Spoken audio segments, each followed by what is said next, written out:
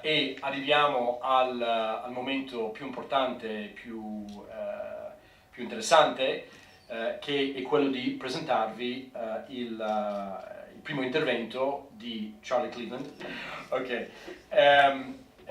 Faccio una breve introduzione di Charlie. Di nuovo, sicuramente lui è una persona conosciutissima e oramai bolognese doc. Ivan mi ha detto che è quasi più bolognese di lui. Tu hai perso questo? Ha detto che Charlie è più bolognese di te. No, adesso. Vai, sta arrivando. Okay. Charlie è game director di UnknownWorlds. E progetta e sviluppa videogiochi da lontanissimo 1996. Il suo primo gioco originale è stato Natural Selection, un mod per Half-Life nel 2002, e lui nel 2004, dove vive attualmente, si trasferisce a San Francisco e fonda UnknownWorlds. Nel 2012 ha rilasciato Natural Selection 2 e più di recente è stato, questo è fantastico, il creatore e il game director di Subnautica, che ha venduto più di 3 milioni di copie dal suo rilascio su Steam in Early Access nel 2014. E adesso è descritto, quindi penso che possa dirlo, I think it's written, so I think I can say it. So, sta lavorando ad un sequel di Subnautica ed è un nuovo titolo che è sotto le coperte, nel senso che non si può parlare. Charlie passa, penso, I think you spend all of your summers here, don't you? Yeah. Okay. Questo è il mio terzo. Qual è il nome dopo terzo? Quarto. So after 5, they give you a passport. I can, because I've been here for 27 years, and after 5 years, my passport arrived in the mail. Quindi, senza ulteriori. You there? Yeah. Ready? Yeah. You want to put your presentation? Yeah. Okay. Quindi lascio Charlie, it's over to you. Ok, grazie. Ok, benvenuti a Svilupparty. Okay, my talk is about surviving and thriving in the Indiepocalypse. So the Indiepocalypse is a term, an English term that we use a lot, at least in the States. And it's about this idea that we have more and more games on the market, every month. And really big developers are dying, often because they have one success and they think their next game will be a success, and it's a total flop, failure. So it can be a little scary to develop a game right now, especially for developers like us, like UnknownWorlds. And also I think it's scary for small developers, like, Italian developers. So, but I've been making games for a long time, maybe longer than some of you have been alive, possibly. So I wanted to share a couple tools for how I think about making games, and I hope it helps you. So yeah, my first game was Natural Selection 2. Well, this is the first commercial game, a sequel to Natural Selection. It's a first-person shooter on our own engine. And we became more well-known from Subnautica, which we released on Early Access on Steam back in the end of 2014. And we just launched that 1.0 on Steam in January. I'll show you a quick trailer.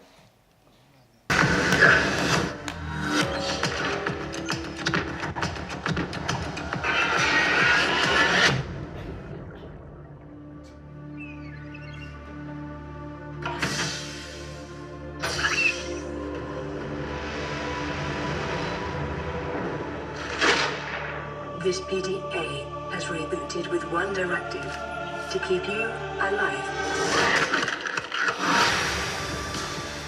Scans indicate this location supports a diverse and healthy ecosystem. Exploration is conducted at your own risk. utilizing alien resources is a proven survival strategy.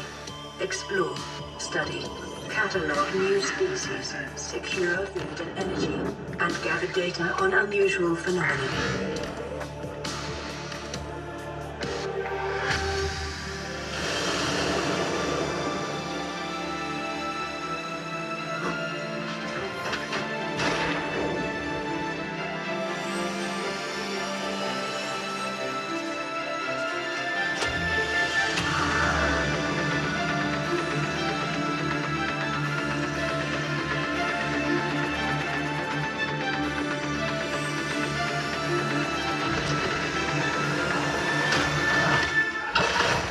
Shouldn't have gone so deep. Ok, avete bisogno abbastanza. Ok, non funziona bene.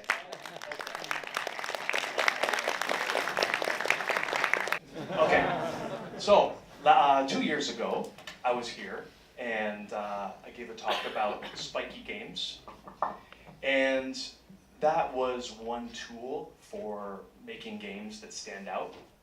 And I still believe that making games that stand out is the most important thing you need to do as an indie. If you make a good game, like that's only good, it's probably gonna fail.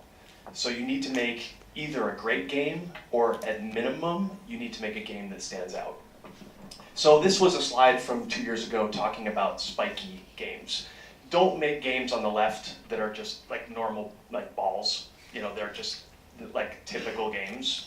Make games with points, something that stands out, and maybe it hurts you when you touch it. It's like it's painful even, but you will never, the spiky game will never look like a normal game. You remember the spiky game.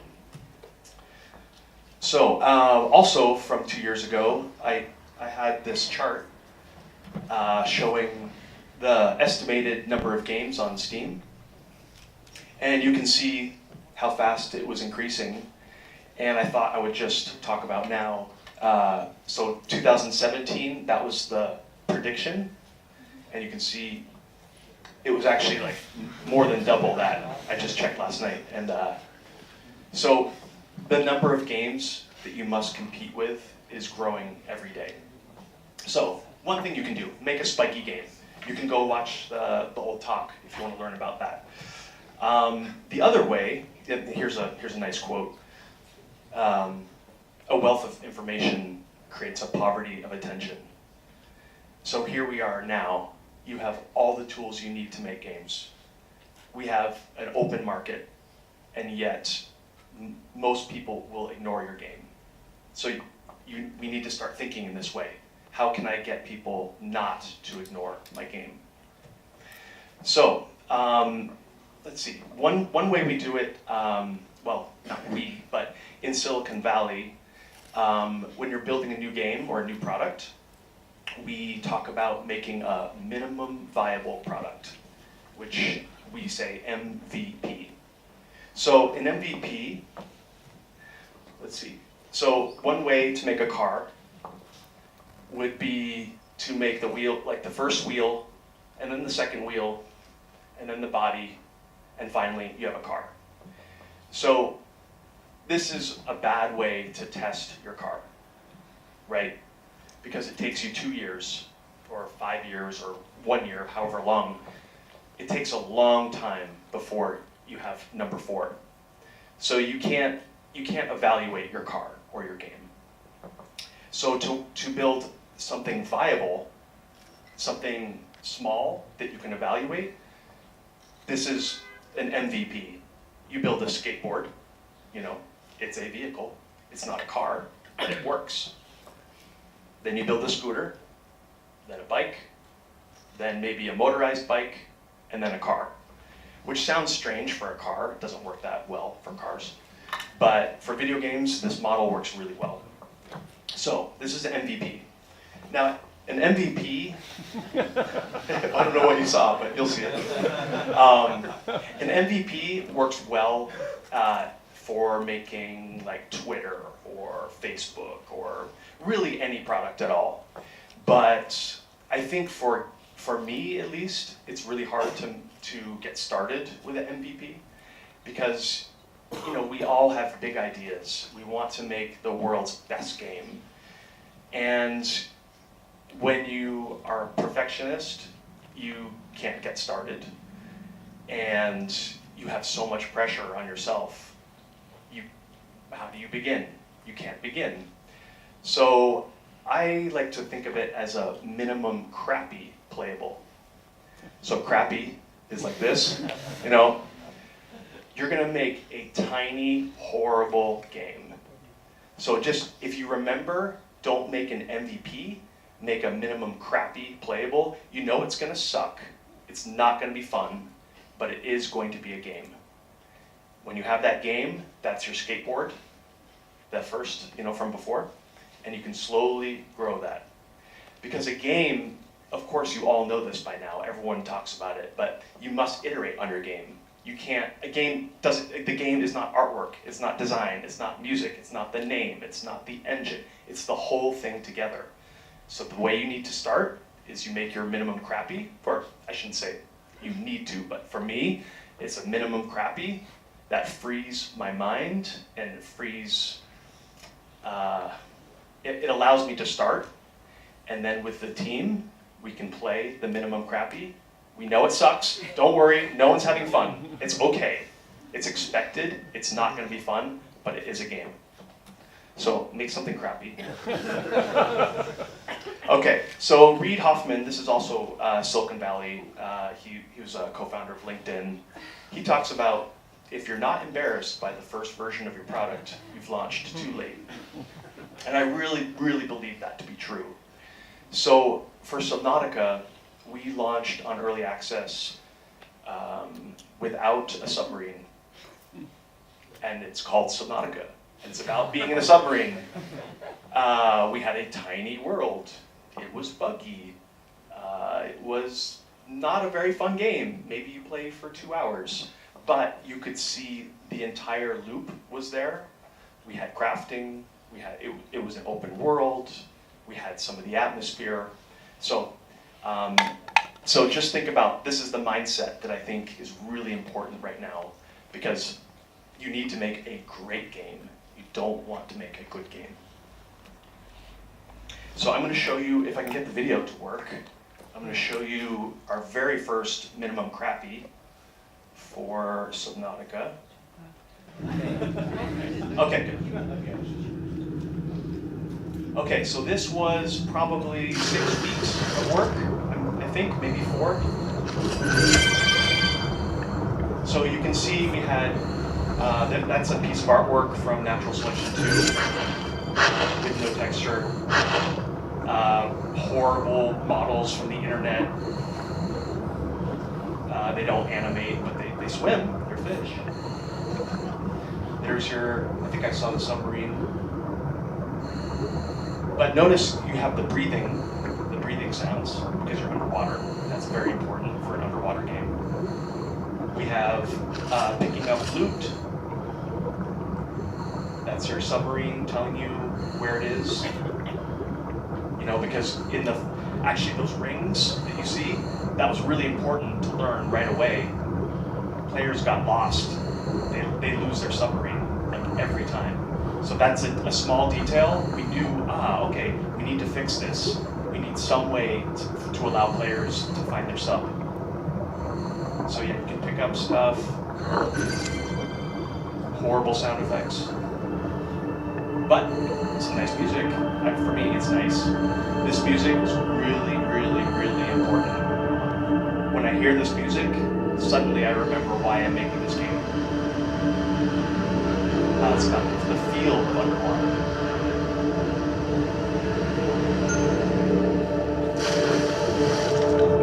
Leaving your sub, going outside, finding stuff, your oxygen getting lower and lower, coming back in, building stuff.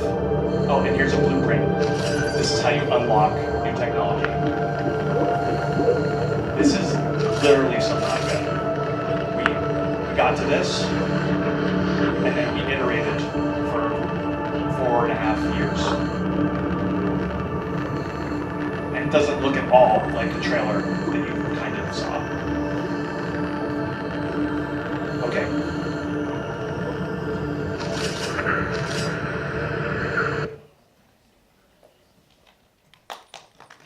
Thank you. It's funny, when I look at that video, I remember like the feelings that I had about the game, and like the game, we just continued, and the game is just a nicer version of that. Like it's nicer in every way. The graphics, the music, the sound, the story. But that's the skateboard. And now we have the car. Okay, so I went over some of the notes there, some of the guidelines for building your minimum crappy, but I'm gonna go through them now in a little more detail. So the first thing for me is you ignore the usability, which means don't worry about making your game easy to understand, easy to learn, easy to play. It just doesn't matter. So let's see. So this is actually, we're doing an expansion to Subnautica right now, and we had this argument on the team. We know that we want to go into the Arctic, like a cold zone, and so we want temperature to be a big part of the game.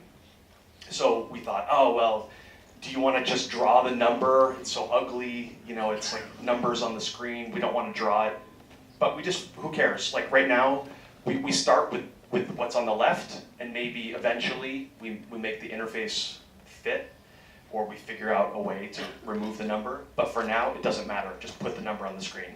So ignore the ease of use or the accessibility. And this will solve, at least for us, it solves a lot of team arguments, because you just know you're not making the game easy, you're just making it. So then build your minimum crappy as fast as possible. I don't think, I mean, we've actually made, like we made one that was like, what, a couple weeks? We've done one in a couple weeks. Subnautica took maybe four weeks. Our newer games probably take somewhere between 4 and 6 weeks, but you want to do it really fast. And the most important thing, I think, is don't do anything technical. As soon as you have, if you find yourself writing a tool or thinking about how the level needs to be, like some technical aspect, like a BSP tree or the modern equivalent of that, if you have a technical problem, skip it. Design around it, don't do it. Hard code something, make only one map, but just keep moving as fast as possible. And so, okay, for us, one design problem we had right away was, you're exploring and you're looking for loot, basically. So how do you see the loot? Well, we just made the floor of the submarine glass. It's ugly, we will never ship that, but it worked instantly. It took 5 minutes, so we kept moving. And later we found out we didn't need glass floors, but that was like 2 years later. So the glass floors worked for a long time. So keep moving fast. Okay, and for me, I do like to focus on the emotion. So you don't have to solve the technical problems. There's many things you don't have to worry about, like ease of use, but the emotion is super important. Partially because your minimum crappy is a communication tool for your team. Whether you have an office or just a bunch of friends, you need something to talk about. And I'm sure many of you have experienced a discussion about a game that you're making. You start to talk about one thing, then it moves to something else, and it moves to something else, and they're all connected, and you just go in circles, and you never decide anything. But with a minimum crappy, you've all played the game. So you talk about the game and how to improve the game.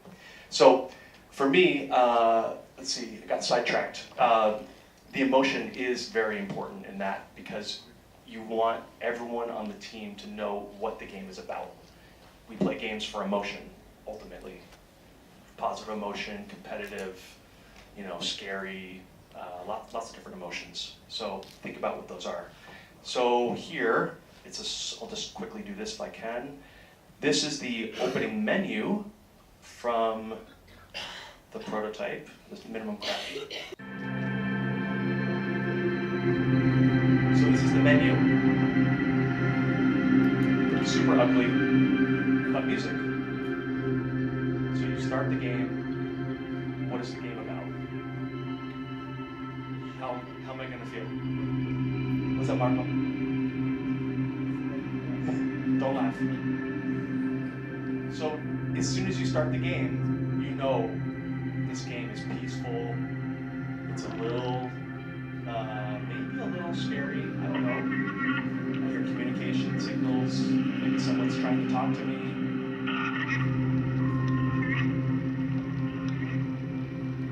For me, when I play a game like this, if I just open the menu, I'm excited. I want to play. I want to make this game. This is the feeling that we're going for. And you want everyone on your team to understand. There's nothing moving.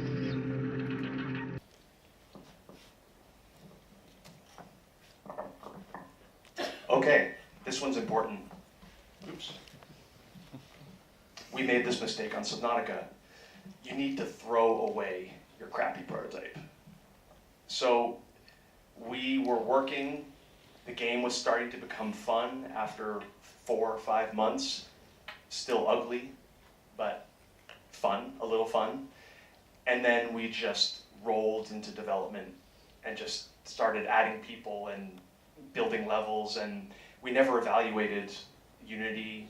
We never started over to throw away all the terrible code that we wrote as fast as possible. So we ended up, let's see. We ended up with, well, so yeah, you can think of it like training wheels. So the training wheels, when you're learning to bicycle, it helps you in the beginning, and later it slows you down. That was our huge problem. And it caused us, probably delayed our game ultimately by probably 1.5 years. So, and also gave us pop-in and streaming problems because we didn't even evaluate the engine. We took our prototype and we made a game out of it. So don't do that. Yeah, so just generic picture of a bug, but that's a creature. Okay, we should have chosen Unreal probably. Okay, so back to minimum viable. So you can think of, I guess this is how I think about it. Your minimum crappy is the skateboard. And for a game, like Max uses the friends and family idea, where you take your small game and then you bring it out to a small group of trusted people. And so that's maybe your scooter. And then early access maybe is a bicycle. Then you keep doing updates in early access to get to the Motorino. And then the car, 1.0. So just taking a step back here, back to the Indiepocalypse idea. So we have so many people, the people that I talk to at least, maybe not in this community, but the people I talk to are scared of making their next game. They had success, and then now they're worried that their success won't be enough to give them another success. So that may not be your problem, but if you're scared about launching a game into this crowded market, you can also remember that this is the market. This lowering of barriers has allowed games like Dream Daddy, the gay dating sim, to be basically a smash hit. I mean, I don't know, a couple 100,000 copies. We have Lesbian Tracer, no problems. This is all part of the Indiepocalypse. We have games like My Summer Car, which I still don't understand.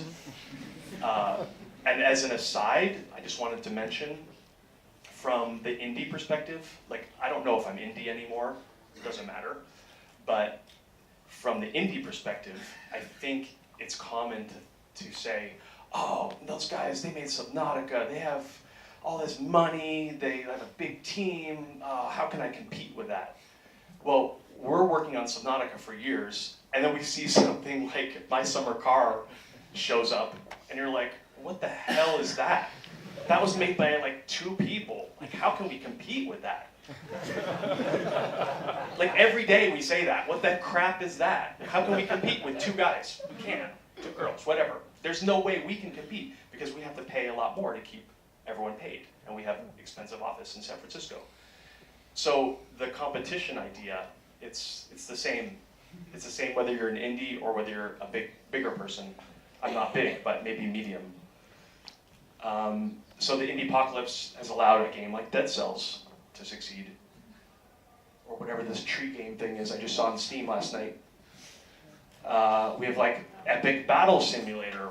What is that? Like, is that a game? I don't know. And of course Besiege, and now we have more political stuff, like Papers, Please, a little old, and of course Riot, you know, it's a big one.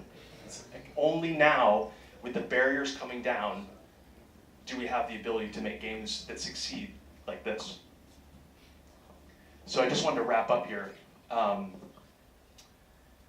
So I was just in Paris, and I saw this, some people had taken this old parking lot, not people, but just the local community, had just taken this unused lot, and they put all this cool graffiti up, you know, just random graffiti. And they had this one over here, "We are all immigrants."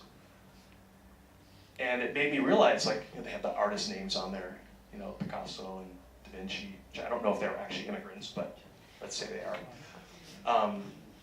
But then it made me think about this whole Indiepocalypse and this whole indie versus non-indie idea. And I thought, well, so with immigrants, if you go back far enough, everyone's an immigrant, right? Almost everyone. There's a couple groups that maybe are not, they were slaves. But they're basically immigrants, they were just forcibly they immigrated. So yeah, with immigrants, everyone's an immigrant if you look back far enough. And then I thought about indies, and I thought about Indiepocalypse, and I thought, well, actually we're all indies if we go back far enough. I mean, I certainly was, Max is. I'm sure all of you guys are. So then I thought about, well, what does it mean for us, like as indies, if we're all indies and we have this Indiepocalypse, like what does that mean for us? And is this something that we're scared of, or is this something great? And then I thought, well, if we're all indies and we can now make whatever games we want, it means we won. There is no Indiepocalypse. We can make whatever we want. That's it. Nel frattempo I have 2 questions to ask you, 2 domande da farti. You said at some point it took you 6 weeks for the first build, right? And then you iterated for 4 years, which is wow. Yeah, that's okay. So how do you keep a team motivated for 4 years? That's a lot of days and a lot of weeks. And you talked about having an MCP, and you talk about the MCP, but shit, after 4 years, how did you do that? I mean, that's a huge success in itself. Well, thank you, but I think if you play a game that you enjoy or that you see promise, that's your motivation. So I didn't have to do it. The game did it. The crappy crap did. So you were all rallying around crap. Pretty much. Yeah. You had good deodorizers. Yeah, and crap with good music. Yeah, exactly. And one other, so in this excellent finale with, you know, essentially we've won and we've defeated the Indiepocalypse, but let's just say that the Indiepocalypse can be a state of mind. Okay. So maybe it's not reality, but it's definitely a psychological perspective. So what do you recommend to teams who want to start? So for example, in the academy we have men and women who want to do an indie, but then think, oh, you know what? No, I'm going to go the safe route. I'm going to go look for a job in the market. But I have a great idea and I really want to do this, but I'm too scared, right? Yeah. What do you say to them? Well, I mean, if you can get a job and have somebody else train you, you know, pay you to learn game development, it's fantastic. I mean, unless you hate it. Like I did it for 3 years, and I enjoyed it for the first 2, and then I hated it, and they hated me, and they fired me. because I didn't want to work for someone else. So it became very clear that wasn't for me. But I learned a lot, and I made some money, which is wonderful. So yeah, I think it's a great idea. Great. Yeah, Okay. that's all. Super. I wish I had a better answer for you, but No, that's the answer. okay. Okay. Thanks, John. You're welcome.